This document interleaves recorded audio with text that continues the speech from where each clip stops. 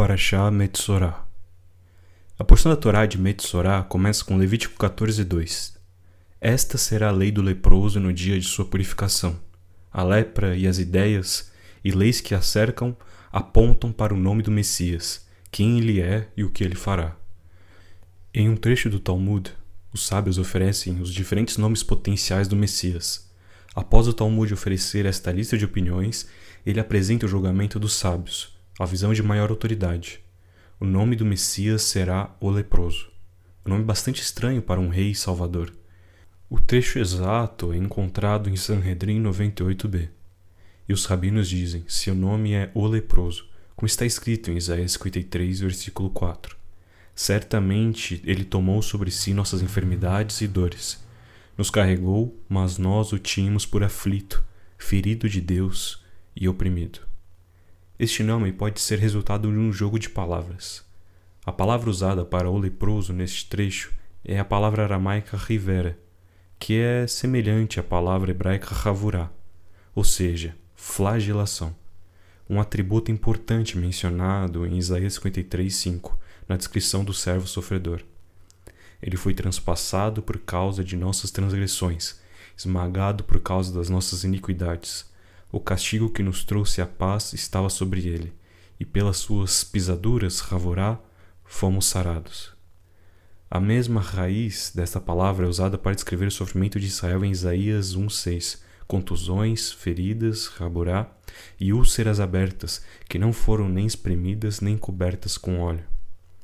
Devido a essas conexões e algumas outras, os sábios se referiam ao Messias sofredor, o Messias filho de José, como o leproso.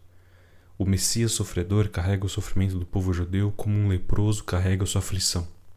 Os sábios entendiam que o Messias assumia a lepra da nação, por assim dizer.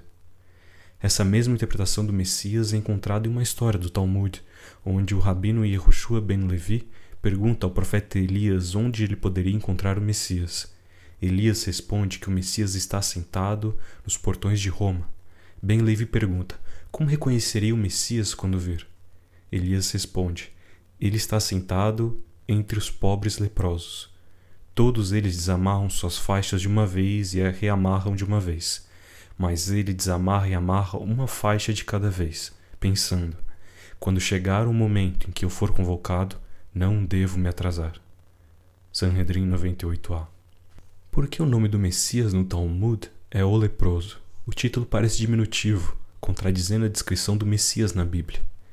Diz em Isaías 52:13, eis que o meu servo prosperará, será exaltado, levantado e grandemente elevado. Além disso, a Bíblia lista o Messias como o mais sábio de todos os homens, exaltado acima de Abraão, Isaque, Jacó, Moisés e até mesmo dos anjos. Diz que sua estatura excederá todos os grandes homens e reis da terra. Deve haver algum significado mais profundo para o nome talmúdico do Messias, o leproso. Um trecho racídico explora esse significado mais profundo. Afirma que o Redentor está aguardando impacientemente a redenção final, esperando o momento em que ele possa purificar a nação, mas até que isso aconteça, ele está pessoalmente sofrendo com a dor da aflição semelhante à lepra de Israel, a agonia do exílio contínuo. Enquanto o exílio persistir, o Messias é chamado de o leproso. O Messias é puro e perfeito, sua aflição se refere à condição de exílio.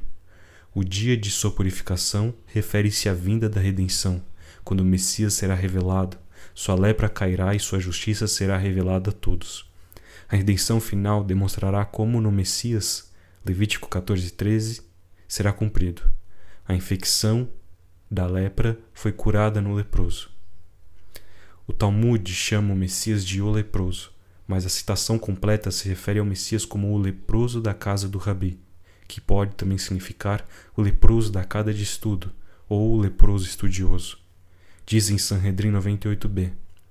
E os rabinos dizem, seu nome é o leproso da casa do Rabi, como está escrito em Isaías 53:4. Certamente nossas doenças ele mesmo carregou, e nossas dores ele suportou. Ainda assim nós o consideramos ferido, golpeado por Deus e afligido. A frase leproso da casa do Rabi deve ter sido corrompida, pois deveria ter seguido a fórmula apresentada pelas opiniões anteriores da discussão do Talmud. A versão original deve ter sido a casa do rabino tal e tal, disse, seu nome é o leproso, como está escrito.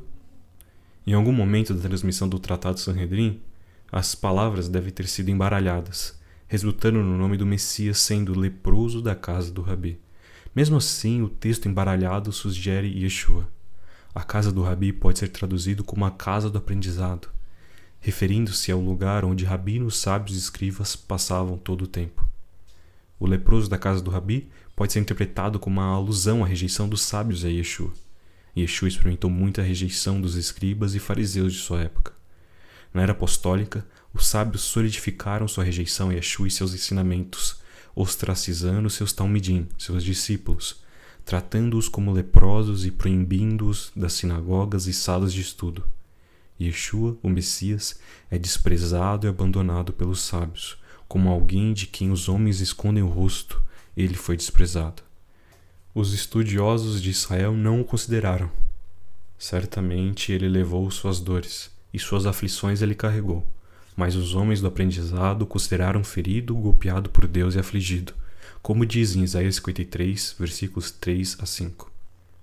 Nesta porção da Torá aprendemos sobre o leproso e como a lepra ilustra a doença espiritual do pecado. Ao mesmo tempo, aponta para a dor e punições que recaem sobre a nação de Israel por quebrar a aliança. O leproso representa Israel sob o ostracismo internacional, impelido ao exílio. A casa leprosa representa a corrupção do templo sagrado e sua destruição final. Devido a essas conexões, o foco de Yeshua na cura e purificação de leprosos assume maior significado. Além disso, o contato de Yeshua com os leprosos fortalece sua conexão com a ideia talmúdica posterior do Messias leproso, que sofre em nome de Israel. E embora você ainda possa falar da lepra como uma doença literal, bíblica, do Tsarat, um arquétipo para a doença humana e mortalidade, disse que essa doença é causada pela corrupção espiritual do pecado, que é um símbolo do castigo de Deus. Não é muito difícil ver a lepra da Bíblia como uma alusão às tristezas e sofrimentos do exílio de Israel. Em todos os casos da lepra bíblica, Yeshua oferece a solução. Como diz em Isaías 53:5, ele foi transpassado por nossas transgressões, ele foi esmagado por nossas iniquidades. O castigo que nos traz a paz estava sobre ele, e pelas suas feridas fomos curados.